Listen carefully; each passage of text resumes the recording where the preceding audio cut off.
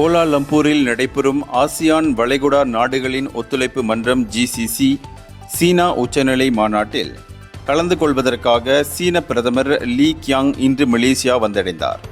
சீன பிரதமர் பயணம் செய்த சிறப்பு விமானம் இன்று மதியம் 12:20 மணியளவில் கோலாலம்பூர் அனைத்துலக விமான நிலையத்தின் பூங்காராயா காம்ப்ளெக்ஸை வந்தடைந்தது. இதனைத் தொடர்ந்து பிரதமர் லீயையும் அவருடன் மாநாட்டில் கலந்து கொள்ள வந்திருந்த சீன பிரதிநிதிகளையும் போக்குவரத்து துறை அமைச்சர் அந்தோனி லோக்கும் மலேசியாவிற்கான சீன தூதர் ஊ யாங் யூஜிங்கும் வரவேற்றனர்.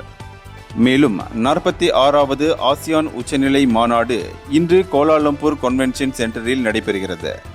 அது மட்டுமின்றி நாளை 2வது ஆசியான் GCC உச்சநிலை மாநாடும் 1வது ஆசியான் GCC சீனா உச்சநிலை மாநாடும் இதே இடத்தில் நடைபெறும். இம்முறை நடைபெறும் ஆசியான் உச்சநிலை மாநாட்டை மலேசியா 5வது முறையாக தலைமையேற்று நடத்தும் அதே வேளையில் இதற்கு முன்பதாக 1977, 1997, 2005, 2015 ஆண்டுகளில் இதனை தலைமையேற்று நடத்தியது குறிப்பிடத்தக்கது. இந்தியர்களின் இதய குரல் மக்களோசை.